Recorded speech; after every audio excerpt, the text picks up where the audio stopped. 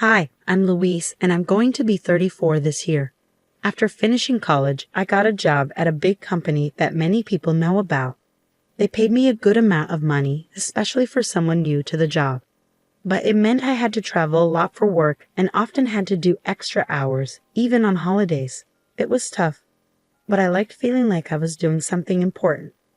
When I was 28, I got promoted to be in charge of a whole department, which was pretty cool, especially since it's not common for women to move up that quickly. About 4 years ago, I got married to my boyfriend, Brian. We'd been together for 2 years after meeting through a friend. I wasn't really thinking about getting into a relationship, but my friend thought it was a good idea to introduce us. I never really imagined myself getting married or having kids, but Brian was really keen on it. He said he wanted to get married soon and have kids before we got too old. I wasn't ready for that at all. I had just gotten promoted, and the idea of getting married and having kids felt too rushed. So whenever Brian brought it up, I told him we needed more time to know each other better, and that marriage meant thinking about more than just the two of us. Brian then suggested, "Okay, let's wait 2 years before getting married. By then, we'll really know each other, right?" At first, I didn't think we'd last that long, but surprisingly, we did end up dating for 2 years before tying the knot. Throughout our relationship, Brian was loyal, didn't have any gambling habits, and always treated me kindly and sincerely. I admired his strong work ethic and how he always put effort into everything he did. But there was one thing that bothered me a bit: his big ego.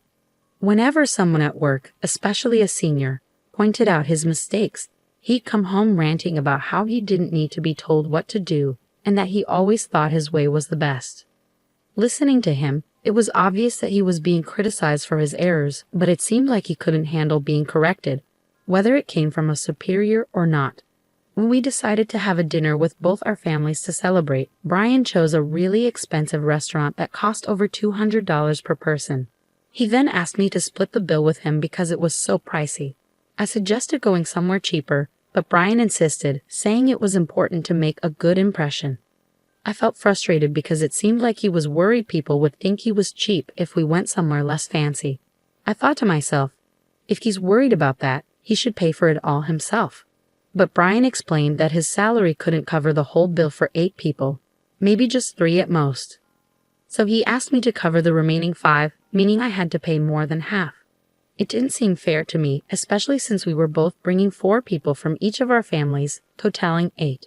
Brian wanted us to go to a restaurant that's expensive, but he couldn't even cover his own family's part of the bill. I wasn't happy when Brian suggested the expensive dinner plan, and I was even more confused when he announced to everyone at the dinner that he would pay for everything. Although I had doubts, everyone seemed pleased, so I decided to go along with it and let him take charge. But looking back, I think I might have made a mistake. I regret not reconsidering my marriage to Brian, who was so full of himself. After we got married, his behavior towards me changed completely. He started talking down to me all the time.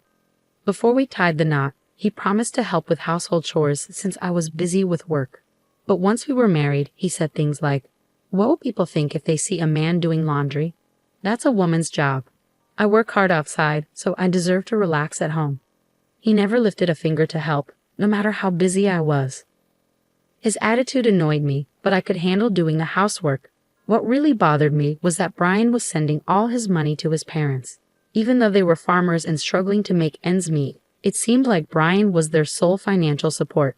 Within 6 months of getting married, he stopped contributing any money to our household expenses and gave everything to his parents. I once told Brian, it's not fair for me to cover all our living expenses with my salary alone. But he argued back, saying, "How can you say that when my family needs help? They're your family too. Plus, you make more money than me, so you should be fine." He didn't listen to my concerns. When he talked to his parents on the phone, he'd reassure them, saying, "Don't worry, I'm taking care of everything with my salary. I won't let Louise interfere." But the truth was, he was giving them all his money. He had nothing left for himself and started asking me for pocket money, saying, "Can you give me about $200? I can't even afford lunch." I reached a breaking point and suggested, let's set a monthly limit on how much we send to your parents. You need to figure out how to cover your own expenses. Brian would agree, but he kept sending all his salary to his parents. That was something I couldn't tolerate anymore. One day, I had to go on a business trip for about 2 weeks. From Brian, I have what? What about my food and laundry for 2 weeks? Even though Brian knew my job required frequent travel. Feeling annoyed at his immaturity, I told him, figure it out yourself. You're an adult. If you can't handle it, why don't you go stay with your parents while I'm away? You'll be fine there, right? Brian reluctantly agreed. When I returned home 2 weeks later, I found Brian's sister, Elizabeth, there. She lived a bit far from us, and we hadn't seen each other since our wedding. I wondered why she was there, and Elizabeth, seeing my expression, said, "Hi Louise, it's been a while." "Oh right, about the money. It was a big help, thank you so much." She smiled brightly, saying things that didn't make sense to me. Without even unpacking, I asked Elizabeth, "What money? What are you talking about?" She replied without hesitation, "Huh. Brian said that since you had some savings, he'd give me money for my business startup. He'd assured me not to worry because you had at least $1 million. I was completely baffled. Just then, Brian walked in, holding my bank passbook and seal. When he saw my expression, he said, "Oh, welcome back. Perfect timing. I'm going to give your savings to Elizabeth. You know she's a nail artist, right? She's been wanting to open her own shop. She's been saving up, but she's still short about $1 million. I remembered that you've had savings since before we were married, exactly $1 million. So I told her she could have it." With a smile, he handed the passbook and seal to Elizabeth, saying, "You're lucky. This will help make your dream come true. Show some gratitude, okay?" I couldn't hold back anymore. I snapped, "What are you talking about? That's my money. Why are you deciding this on your own? I could understand if you said you lend it. We'd need a legal agreement and a plan to pay it back, right? You can't just give away someone else's savings without any discussion." I grabbed the passbook and seal back from Elizabeth. Brian looked at me and said, "What? We're family, aren't we? It's silly to make legal agreements with family members. Plus, we're not lending it, we're giving it. You never spend any of your money because you're always working, right? It's a waste to just hoard it. Elizabeth has a dream. Isn't it more meaningful to use it to help her?" Then he gave me a stern look. Upon hearing Brian's words, I realized that he was impossible to reason with. I felt like continuing the conversation was pointless. But then Brian dropped a bombshell. "This money is too good for you, so I'm giving it to Elizabeth. You'd only waste it. You can just work and save up again, understand? If you still want to argue, we'll get divorced." Seeing this as an opportunity, an idea struck me. Without hesitation, I replied, "Fine, let's get a divorce. I'll prepare the papers and send them to you. I'll come collect my things soon. Until the divorce is final, I'll stay at a hotel. Goodbye for now." With that, I grabbed my luggage from the business trip and swiftly left the house. Brian was shocked by my sudden decision. Soon after, he bombarded me with texts, begging me to come back and even saying that Elizabeth would forgive me if I gave her the money. I ignored all his messages. Who does he think he is? The next day, I went to the city hall and sent the signed divorce papers back home. Despite this, Brian kept texting me, asking if I was really sure about the divorce. I simply replied, "Please submit them as soon as possible," and ignored the rest of his messages. Surprisingly, the divorce was finalized quicker than I had anticipated. A week after the divorce was official, I waited until Brian was at work and then moved my belongings to my new house. In his texts about the divorce papers, Brian had been rude, calling me names and saying we were now strangers. So I decided not to take most of the furniture and appliances from our old home. Instead, I deposited half of the small savings I had accumulated during our marriage into his bank accounts and left it there. That night, I received numerous calls from both Brian and Elizabeth.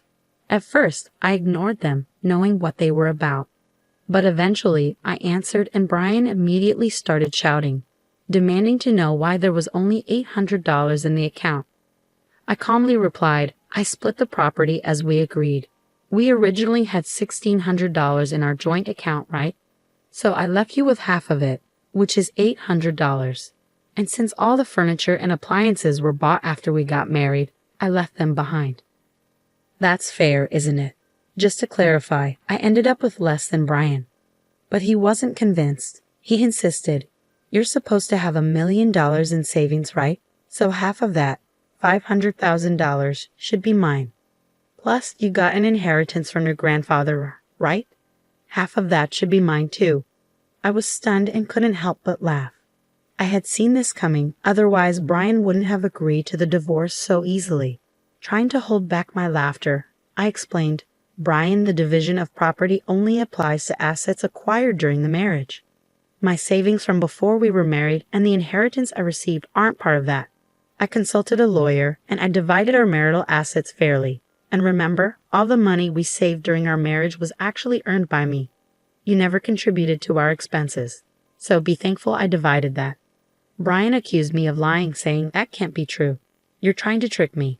Give me what's rightfully mine, or I'll sue you. He yelled desperately, but I remained calm and replied, if you want to sue me, go ahead. I've been fair and I haven't deceived you. I'm not afraid of being sued. Hearing this, Brian panicked and said, wait, let's forget the divorce. I was wrong. Please come back to me. He completely changed his tune and begged for reconciliation. I responded firmly, the divorce is finalized and I have no intention of reconsidering. This is serious. Then I informed him, if you plan on staying in our old place, you'll have to cover the rent yourself. It's about $1,800 per month, which you probably didn't realize because you've never paid it. Brian weakly admitted, I can't afford that. If he can't pay, then it's his problem. After that, it seems Brian moved back in with his parents because he couldn't afford the rent. Unable to cover the moving costs, Brian sold the furniture and appliances I left behind. His parents thought Brian was making good money and welcomed him back, thinking it would make their lives easier. But without my income, Brian couldn't support them as much as before. And it seems he's struggling to adjust to living there. It seems Elizabeth's plans for her business were affected since she couldn't access any of my savings. She had to stop her preparations, causing her a lot of frustration. Brian also faced difficulties from Elizabeth, but that's not my concern anymore. I'm concentrating on my work and enjoying living independently. I've had my fill of marriage. Brian still sends messages, expressing his desire to reconcile. But I ignore them completely. It's almost amusing to hear him update me on his situation from time to time, so I've let it slide. However, I'm planning to block him soon.